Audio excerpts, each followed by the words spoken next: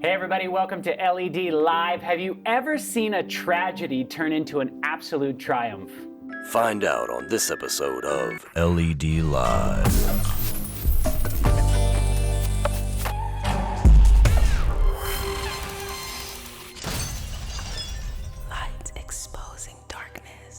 Welcome back to LED Live, everybody. We are blessed to have you guys a part of our channel. Thank you for stopping by and watching.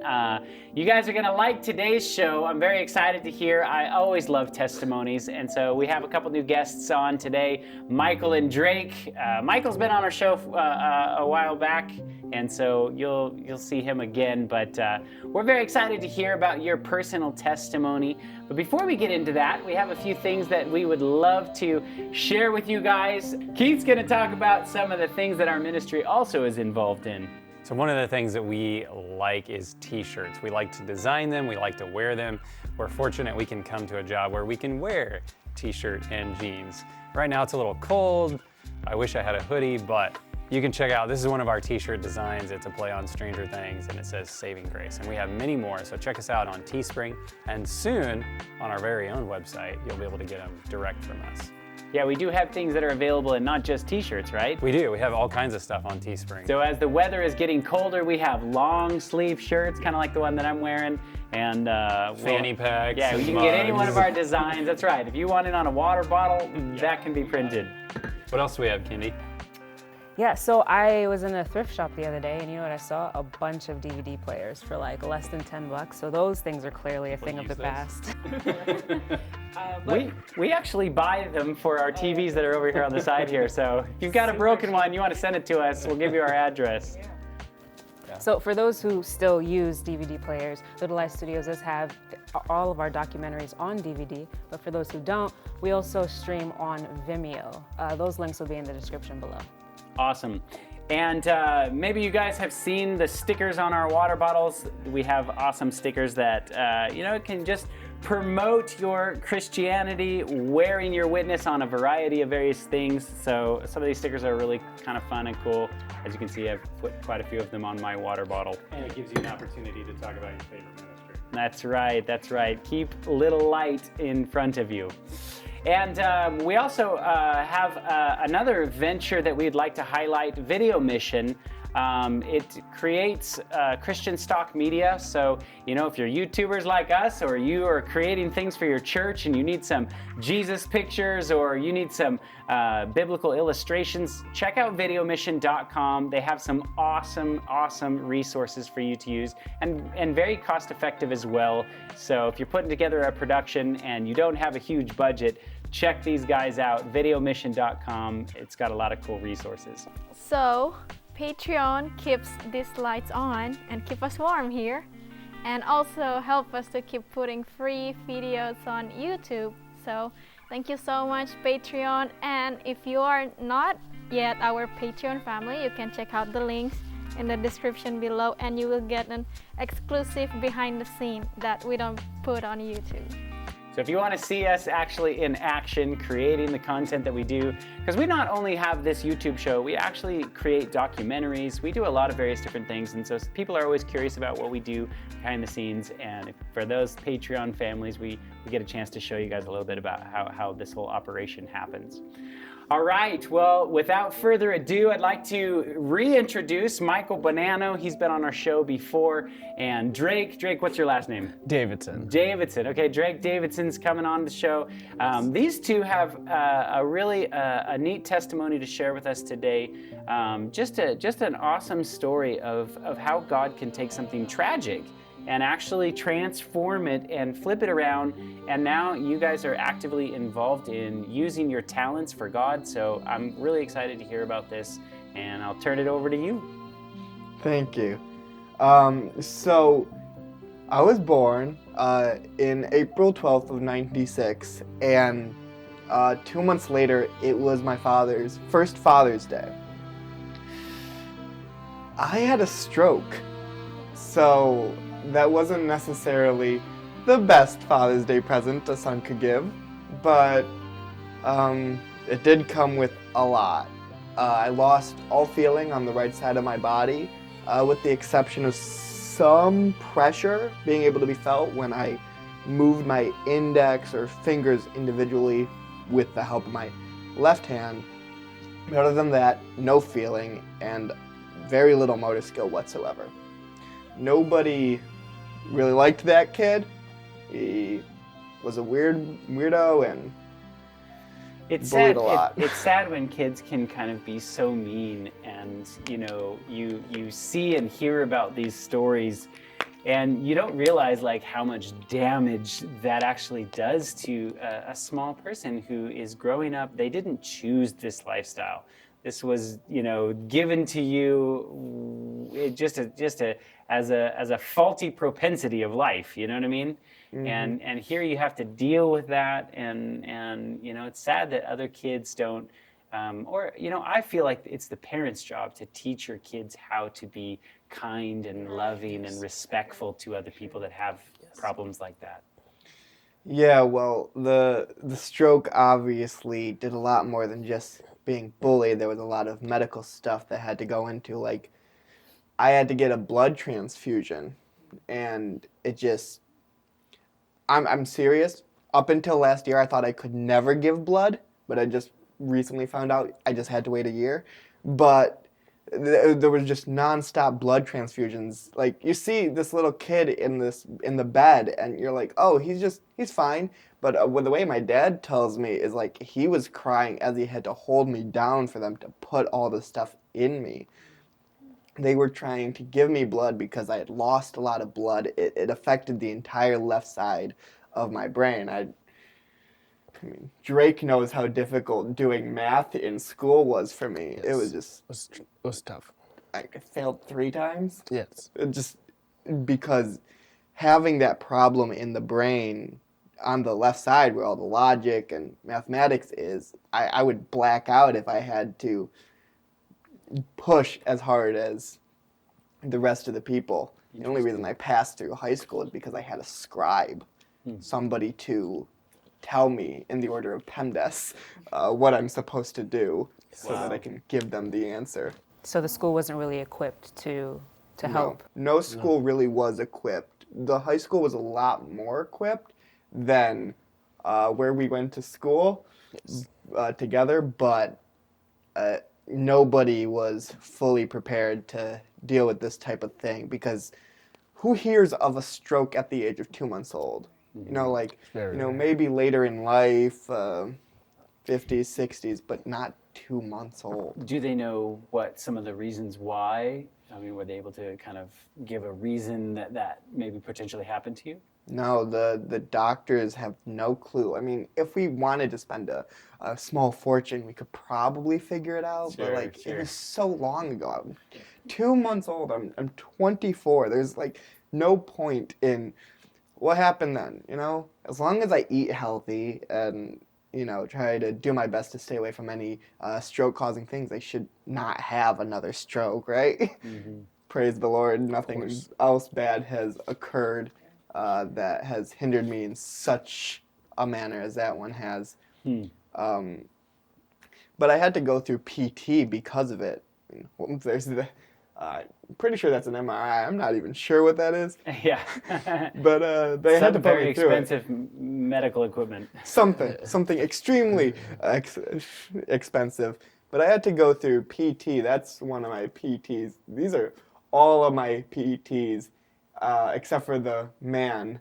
That was my no-no, which plays a huge role later on, because the last things I ever said to him before he died was "not in your life." When he consistently tells me, like even here he's telling me, use your right hand more, use your right hand more, and the last things I ever said was "not in your life." And then he died of a heart attack shortly before my no-no's 50th wedding anniversary. Wow. So I kept that with me for the longest time. Like, this little kid looks happy, but I can tell you I wasn't. Kids were throwing little metal toy cars at me just to see if I would react.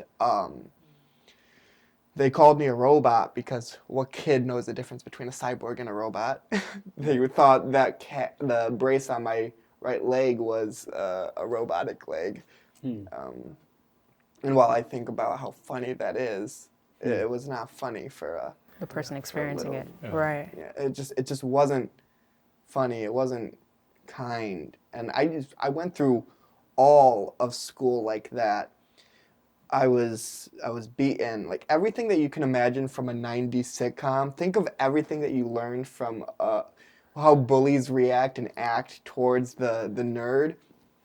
That was my life. People think like, oh, that's fake. You know, that just happens in Hollywood. No. I was tabletopped. I was given swirlies. I was pushed and shoved in lockers. I had my lunch money stolen. And this picture right here has me falling because I was pushed down a flight of stairs and through a window. Wow. Like my What? entire life was nothing but being pushed down, and I had tried to commit suicide. And not to interrupt you, but how high was that window that you got pushed out of? It was the second story. Okay. Wow. It was the second story. Luckily, there were bushes. Nothing bad happened. Did the teacher do? Did the teacher do anything? No, the teachers did not do anything. When I was so fed up for a kid mocking me, and I finally stood up for myself, I punched the kid over the table, and the teacher just looked at me punching the kid and was like, "Don't stop on my account. That kid's a jerk." Wow. Yeah, I was gonna ask, like, did you get like a window into the perspective of your parents, like what they were dealing with, or how they wanted to protect you, but in certain instances couldn't, or anything like that? My dad always raised me with this, your disability doesn't make you disabled. Just because you have a disability doesn't mean you're not capable of doing everything that everybody else is capable of doing. But there were a lot of programs back home that allowed, a little bit extra help. And so my dad took every opportunity to make sure that I had that golden parachute if anything were to happen. When I got to college, Bible college, before I went to school with this guy, I got a free laptop by these people. They paid some of my tuition. The other stuff was paid by a fundraiser, by a makeup company, because they saw my testimony and just loved it. I just fought this whole time because my dad's thought process was in my head. I'm not disabled. I will use it when it's necessary, but I'm not. Right. Yeah. Like, everybody here has two hands, but it's to the point where I find it weird that people need two hands to do anything. Like, when I open this bottle, I use my tooth. Yeah.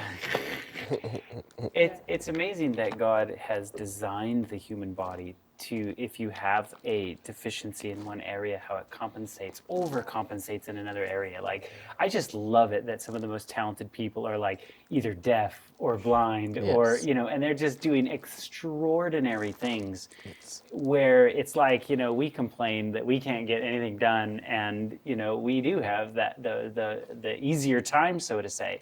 Yes. And so that just goes to prove, like, the human will is extremely powerful. And yeah, if you really sit down and you go, there's no difference. There's no difference just because you have a less functioning limb does not make you any less of a human being. It's just And I totally relate to what you were saying about just the conversation you and your parents had. I went through something in school as well, and my mom's whole thing was like, it's all about perspective, right? Don't view your disability as a disability, view it as a superpower.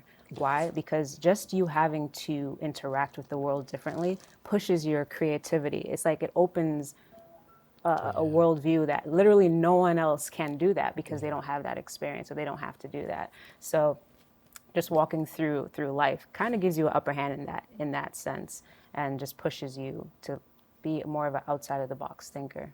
And I can kind of feel like as a parent, as a father, you know what I mean? Like your dad, I kind of identify with your dad. It's like all of a sudden, you know, your child has an issue and you want to protect and to make sure that, you know, everything is okay. Just because I was viewed, you know, I viewed it not as a disability, I still viewed it as a problem and a pain. Growing up, because of all the bullying, I was like, there is no God, and if he is, he's a jerk.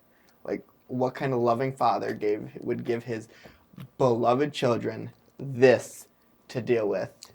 And, you know, like, I didn't have any friends, period, except for one, and the only reason he was my friend was because my dad and his dad were friends at the age of 18.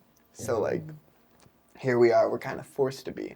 And when I was 16, that friend was like, hey, why don't you come with me to Bible camp? And I'm like, no, you're kidding me, right? Like, you know, this God isn't real. Your God is not real in any respect.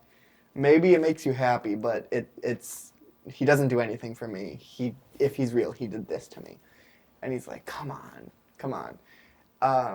Now, he wasn't totally devout either. He just wanted something to do on a summer week. Nothing better to do. He enjoyed the people. And he's like, what if I gave you weed and alcohol? And I was like, fine, I'll take that. I'll take that. And I got on that bus after being pestered by the church. They were calling me nonstop. They were like, hey, this is Pastor blank. This is Pastor. You gotta come. And I'm like, fine, I'll take your deal, and I'll come to this stupid camp. And then I get there, and I start thinking about no. Because, I was coming down from a high. I was high the entire bus ride. And I'm coming down, and I'm thinking about him. I'm like, he's gone. And I never did anything that the one thing he asked me to do was to use my right hand more and make it stronger. And I never did it. And my friend knew that I was upset about something he heard it in my voice, that I was broken. He's like, what are you thinking of? And I told him, thinking of no. And he's like, can I pray for you? And I'm like, yeah, we're here, you might as well. And so he prayed for a sign that no was with God, that, you know, he's going to heaven. And the next day, they called it Mass, but it's not. They were not Catholic. They were non-denominational, but they called it Midnight Mass for whatever reason. They debuted a song, and it's called Greater Still. You can find it on YouTube. You can find it on Spotify. But it was the first time it ever was played ever. And during the bridge, the pastor got up on stage and said, if you feel like you want some prayer for anything in your life, we're going to extend this bridge, and you can come up for prayer. And I was like, no, not even slightly. I've paid my due. I'm done with this place. Why are you doing this? This just looks like a cult. Because everybody is praising this thing that doesn't exist. Well, what is this? And so I just started to walk out, and the youth pastor was in the prayer line. I didn't know this until somebody who was at the camp later wrote a testimony of his own for a college essay. And in that college essay, his testimony was mine from his perspective. And he said he saw the youth pastor in the prayer line run out to catch me. And he put his hand on my right shoulder, and he prayed over my life that it would glorify God. Whatever was ailing me emotionally or spiritually, that would just lift. It would go away. And the second he finished, a cold, sharp tingling went down the right side of my body, and I gained 80% of my feeling back Praise God. after 16 years without any. That's amazing. And I didn't necessarily know what to do about that. Right. Like, I was sitting next to my friend, I started hitting him, like, what's going on? And then the security is like, this kid's hitting somebody, what are you doing? And I kind of like babble out what was supposed to happen. They drag me all the way around. I get up on stage at the end, at the point, like they drag me all the way to all the leaders and get me on stage. Who are you? My name is Michael Bonanno, and I had a stroke when I was 2 months old. I haven't had feeling until whoever that guy is. I didn't know his name yet. His name is Luke. I was like, whoever that guy is, he prayed over me, and I'm feeling things, and I don't know what's going on. Wow. And so I got home, and I was like, okay, something happened. I need to look into it. And I started looking into every religion. I don't know what like. Every religion has testimonies like this. What is supposed to be, you know? And so I spent the rest of the summer just nonstop studying all these religions, and it just kind of started narrowing it down when I started looking at history and science and all that. And like, the only thing that stood all of it was the Bible, and I was like, okay, I guess this God was real this whole time. And so I gave my life to him. I apologized. Repented, and then I went to Bible college because I don't know what else to do anymore. Like, I'm going to give my life to God. That's it. I went through Bible college for a degree in worship ministry, and then I was like, well, I'm a musician. I've been a rapper since I was 14. What am I supposed to do? And I was talking with some of my dad's Nashville friends and some other musicians, and they're like, go to Full Sail University. And I went to Full Sail to give my first and best to God in my music, and that's where I met this guy right here. Okay. And before you go on with that, do you think, like, when did you realize that your question got answered? Remember, you asked God, why, like, if you love your people, why are you doing something like this to one of your own? Yeah, I don't think I ever got like a like, it wasn't like when I got my answer, it wasn't like a definitive, I did this because, or I allowed this because, but rather reading through the Bible and seeing it, and looking back on it now, this entire time was just a road to Damascus moment, because I wasn't physically persecuting any people of the way like Saul did, but I definitely wasn't kind to anybody who was. And I would say that was the moment when God opened my eyes. Why are you? I am the Lord Christ. Why are you persecuting me? It's interesting you brought up Paul, because as you were telling your story, I'm reminded of a passage where Paul is pretty much talking with God and saying, man, there's this thorn in my side. But as he's saying that, he's actually glorifying God for it because of how close he is drawn to God because of his struggle. Is that something that you're kind of experiencing? Yeah, I would say so. It was one of the first things that I wrote when I started writing Christian hip hop. I wrote, in the verse, I wrote, I can't remember the beginning part of it, but the final part was, but like Acts 9:8, I was blind from it all. The thorn in my side, I praise God. I hear the call. Something along those lines. It didn't matter to me. That's awesome. Yeah. Okay, one more question before I let you go on, sorry. But you were talking about this resistance you had to your no-no. Like, I don't want to use my right side and all these things.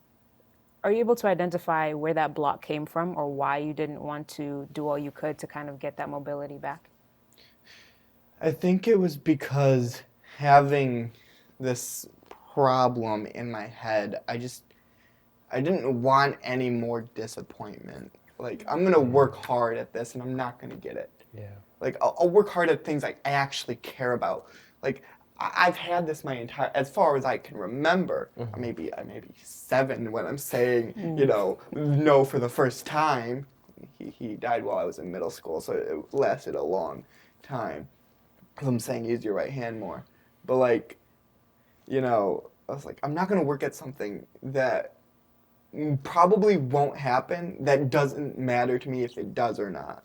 Okay. Because it's going to disappoint me if I work hard for something like this and I don't get it. Got you. That kind of empowers that, what we talk about as Christians, that human-God connection. How we can't do anything in and of ourselves. We need that supernatural being who loves us, who cares for us, who would do anything to save us. when you put those two together, miracles happen. Yes. Yeah. Okay, so enough with the interruption. You were going on with, you guys met in school? Yeah, we met at Full Sail University. Yeah, I wanted to go to California. God was like, no, you're not doing that. You're going to Florida. You're going to meet this kid. That's what happened. I'm very glad, though, that we got the chance to meet each other in Florida. I mean, just a little bit about myself. I started making music whenever I was 13. And I was producing, but then I was rapping mainly because I couldn't find anyone who would like to do anything on my beats, and that's fine because my beats weren't up to snuff. So, and not to the nearest extent of what he went through, but in a way I did get bullied through my high school for releasing my music and showing them that this is something that I'm passionate about. And of course, people don't see the vision until it comes to fruition. Right. So, then I went to college. I went to community college for business, and I was just, slacking around. My parents said either go to college and get a job, or pay rent and live at the house, or get out. So I was like, well, mathematically, college is cheaper for community college than it is for paying rent or paying rent for my parents. So I just was in community college, failing classes, doing whatever. Then I went on to some troubling time for me. Oh, and during that whole entire process, I've been in and out of church. I've never, is it renounce? I never threw away God. I never threw away God, but it was just more of, I was working, going to church, and then sometimes I wasn't, and then it was just like back and forth and what I believe and what I don't believe or whatever. So then, one relationship that I was in, that was a long-term relationship, it, fell apart.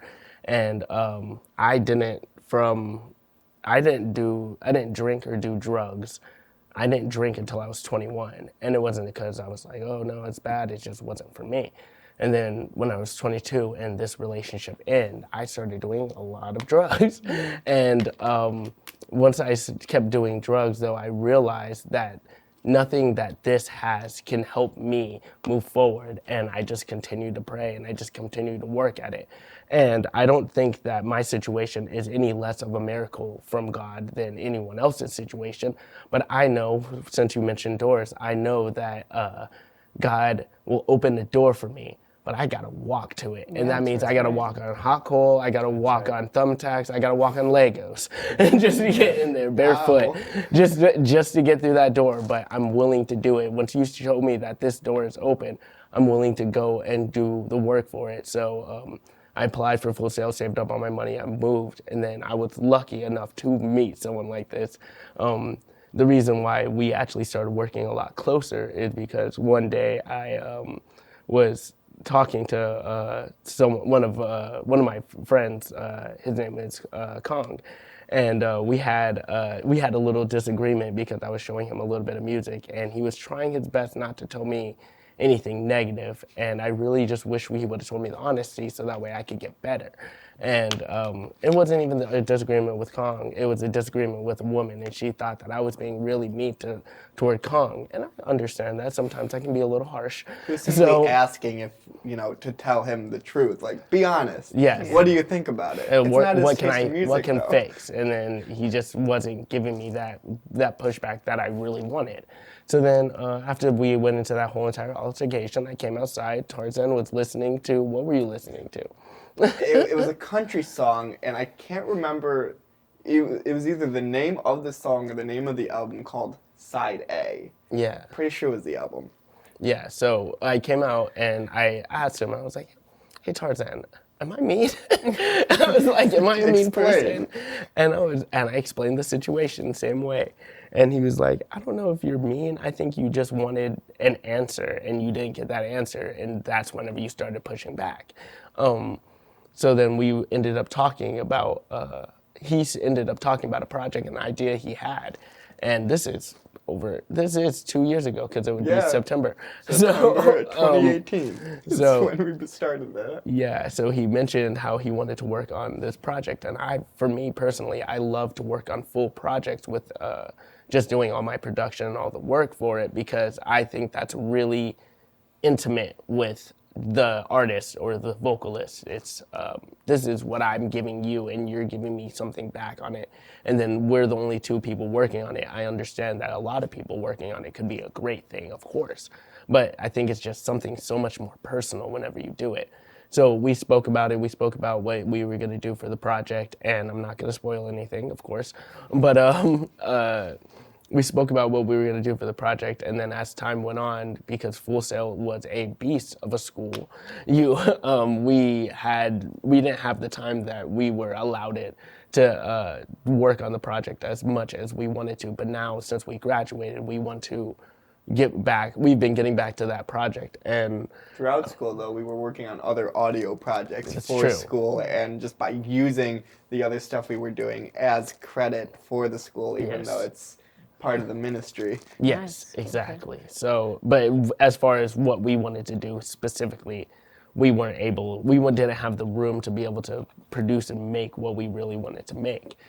So then later on, once we graduated, I started working a little bit more heavy on the project, and then more and more and more. And knowing that even though you might not agree, but knowing that how much of a fan of superheroes that he is, I understand that he told me what he wanted as far as how he wanted to spread his message and spread what he was doing. And I Just wanted as the to, word of God. yes, and I wanted to take it a step further because I know how much of a fan of a superhero he is. So I managed to, at least for most of it, I'm working on the other half now, but I managed to lay out this, pretty much the score of what a superhero would go through, what a superhero would feel, and then the highs and moments. I really wanted to make this feel like a superhero movie. I would make it feel like a Marvel movie, not a DC movie, because no, I'm just joking. They're both bad. They're both great. So, but I'm glad that I got to meet someone like Tarzan, and even though I might not have had the same struggles, I still had a lot of work I had to do within myself, within God, and within learning. And it's still at a point where I read every day. I make sure that I spend time in my Bible every day. I pray all the time. It's not even. We did let's also say, start going to, while we were in Florida, we also started we going going to a church. I don't want to say anything disrespectful, but it was just, for me, it was just a little bit conflicting. There was a little bit more leniency. There was a little more leniency on hate and you know what I mean, and just pushing people aside for something that they are. And for me personally, I don't like that, because whenever I see Tarzan, I understand this is who he is. And if I see someone else, I understand this is who they are. But when it comes to God and when it comes to Christ, that mind can always develop to be useful for God and for Christ. So whenever it was showing that this is not useful just because of who they are, then that's whenever it started giving me a funny taste in my mouth. And that's all. And I understand, because we're all humans and we all have a different point of view. And that's why I love you guys' story of, I love comic books and I love superhero, and your story of I hate comic books and I hate superheroes. But with you guys talking and having that dialogue, you guys managed to find a common ground, because that's how God works. Well, So, it's kind of interesting, like even just looking at how, Peter and even Paul, they were just like, we aren't going to talk to anyone outside of, Judaism.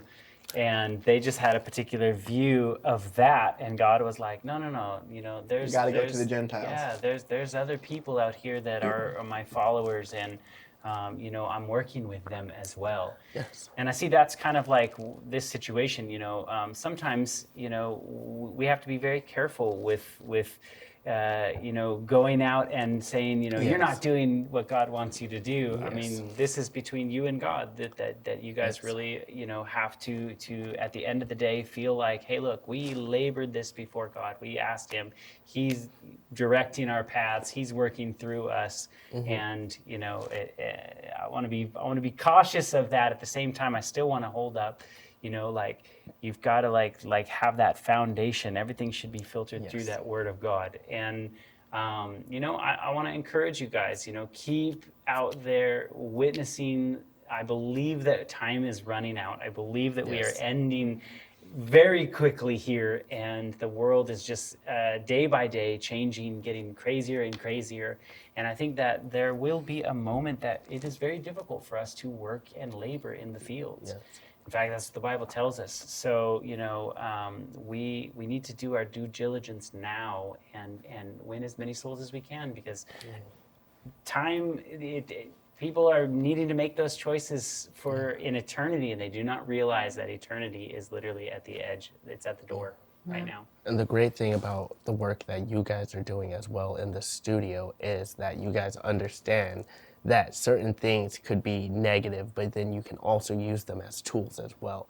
And I see how much you guys are using these tools to move that message and push that message. And then the best part about it is maybe someone watching this video might not catch it right away, but later down the line, whenever they're walking, they see something on the floor, that's whenever it'll hit and it'll make sense. That light will flash on. Maybe they're working toward it, and this was just helping them get to that next step. Some people, it is just the light switch flips on. Some people, it's the dimmer, and you just gotta be patient about it, and that's okay too. If that's who you are. And I think you guys do a great job at helping both of, keeping that light switch on and hoping crank up that dimmer. Praise God. Praise God. Let's take a few steps back here. You get awoken and converted back in high school. Yeah. Right? You start feeling you really want to use your gifts and your talents for God. And so, like, in high school, how did you kind of like use this new awakened faith? Started a club that was the largest club in the entire school district. It was completely illegal because of separation in church and state. We didn't have a teacher-student liaison. All we did was talk about Jesus, even though they don't like that. And we fixed an area of the town that there was a lot of drugs. And what we did was, it was essentially just, we held church at school. But I also wrote scripts and made like short films to explain what the message was going to be about. Like I did one on depression, I did all this stuff. Now, is this accepted in a public school setting? Absolutely not. Absolutely So how not. did people receive it? How did the students receive it? Well, the students kept coming. Interesting. Again, we became the largest club in the district. Wow. A bunch of middle schoolers wanted to add it into their clubs. And there was a teacher who was not happy because she had the official faith club. And Mercy. yeah, she had the official Battle one. of the Faiths. Right, yeah, no, it was called the Faith Club. She tried to do the exact same thing we were doing, but because she was a teacher, she could get fired for doing it. And she came up to us and was like, "How about this? We join forces." And by joining forces, she means take my people. Pretty much. She wanted to take all of our people and have them as her own, which would just dwindle the group anyway. Like, we just wouldn't do this. And so she brought it, we were like, no. So she brought it to the school board, and the principal looks at her and goes, "If you bring this to my attention again, I'm firing you." Because we were doing so much for the school and so much for the community that I was like, shutting us down would mean horror for everybody at this point. And so it was funny. We were trying to figure out, me and this kid, we were trying to figure out what is God doing. Before she called the meeting, but we didn't know what it was going to end like. And so we were like, God, lead us to a scripture, something that would tell us what we're going to do next. Hebrews 11:33. Like Daniel, ... ellipsis, you will shut the mouths of lions and scoffers, and that's what happened. We shut the mouths of these people who were trying to shut us down, and then we moved into taking care of the food drives of the town, and we were at 17 years old, we were offered land, the land of the place that we fixed. And then this was on for the last 2 years of high school. That's what happened through it. We kept bringing more people to God and whatnot. And then we gave reins to the people who were coming up after us, and we were like, now you pass it on. And it went on for a while. I'm not sure if it's still going. It's kind of hard to keep track of high school when you're out for this long. And then I went to Bible college, and during Bible college, I was also doing youth at a church on Wednesday nights. I was teaching kids on Wednesday nights and trying to work on music. And then after Bible college, I went to Full Sail, and then that's like, I'm really serious when I say like that was the switch, because even though I was like super Christian up to this point, like that's when you couldn't get me to shut up about God. Right, Like that's awesome. it didn't matter. Yeah. I'm not shutting up at this point. And so I started working with an organization called Better Every Day, and we were talking to schools and whatnot about dealing with disabilities and better ways to get through it with Christ, like, and all that stuff. And now we're working on this and podcasts and so hopefully a series ourselves. So kind of like when Jesus healed the man who had, The lame hand. he was blind. Oh. No, he was blind. So many. And he said, why is this done? This is done to glorify the Son of Man, right? You think of a situation like this, like you have had this tragedy, this terrible thing that's happened to you that you wouldn't wish this upon anybody, to be bullied and kicked down and, hurt. But now you've taken this situation and you've glorified God with it. You've turned around and now you're helping other people. I've seen videos where you've gone to high schools and talked to them about, depression and things that, bullying and how to overcome those things and how to deal with them. And I think that's just so beautiful that here, you didn't just allow that to define you, but now you're turning around and blessing other people. And that, to me, is the very basis of what Christianity is all about, right? You should be a blessing to those around you. Yeah. And to see somebody that's used this tragedy and is now actually helping other kids who have gone through something like that. Have you ever wondered that God allowed you to have something like this just so you could ease the pain and suffering of some other child that's going through the same thing? It's brought up to my attention when I started this section of it, teaching people with these problems and stuff. But like prior to that, no, I was just like, it's a super biblical style miracle. Like in Mark 3, he heals the man with the lame hand, and that's what happened to me. Like that's like, you're just gonna think Bible when you think my testimony. And then this started. I was like, this makes sense. Being a Christian rapper who talks to people with, physical disabilities and teaches them how to do stuff like buttoning up your shirt with one hand or, anything like this. Like it wasn't in my head until then. And now the goal is my two favorite verses, Luke 12:48, for whom much has been given, much more will be required.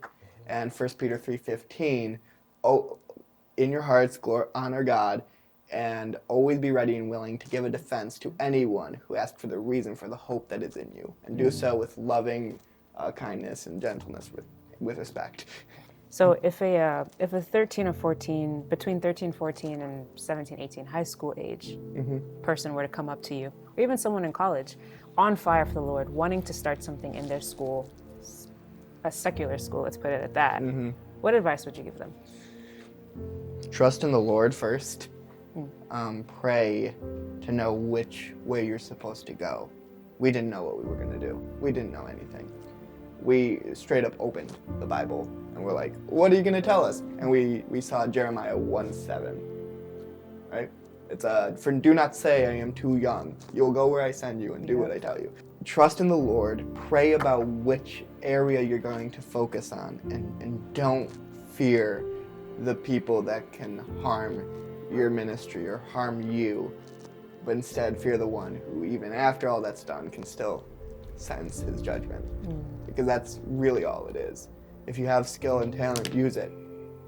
We are to give our first and best to God. Amen. Amen. Awesome. Well, thank you guys so much for sharing your testimony with us. I mean, I imagine this is what heaven's going to be like, right? Walking around and just hearing how everybody dealt with this crazy life that we have been given down here. And, you know, to be honest, I think everybody struggles with something, right? I mean, there's nothing. I mean, here at this table, I'm sure we could all sit here for hours and talk about the different things that we had to overcome in our lives, and you know, they may not be a physical deformity, but they could be some mental things, or you know, depression, or whatever, you know, that everyone in life battles with. And so it's neat for me, and I always like enjoy hearing when God can turn something like this around. You guys are now out there using your gifts, using your talents for God, and winning souls. And for those of you out there that are watching, I mean, think about this. You could be home thinking, what am I gonna do for God? Like, what could I possibly do? I don't have this or that, or I'm not strong enough or old enough or big enough, or I don't have money or whatever.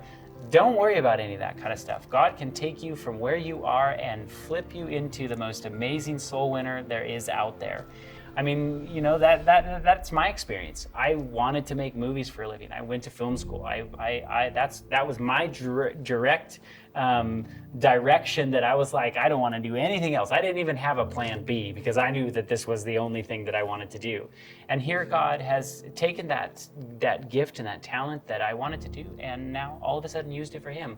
And I use that creative process in making videos now to win souls and to help teach people, open up conversations about topics that are difficult to talk about. So God can do that for each one of you guys, and I know that no matter what field or interest you have, God has a plan to use that gift and that talent to expand his kingdom. So we thank you guys so much for joining and watching. If you guys want to check out more of these guys' ministry, how can they get in touch with you or find you? You can go to mb-3d.com. There's a whole bunch of pages. You can find the first 37 episodes of one of the podcasts, and a whole bunch of music that we've done. We also have a Patreon, patreon.com/mb3. Yep. Is there a platform you're streaming, or what's the name of the podcast? The podcast that's currently on the website is Agent Blue. Okay. There's also the coming one, Late Night Apologist, where it's a late night talk show type of feel. Okay. That's the one that we kind of recorded.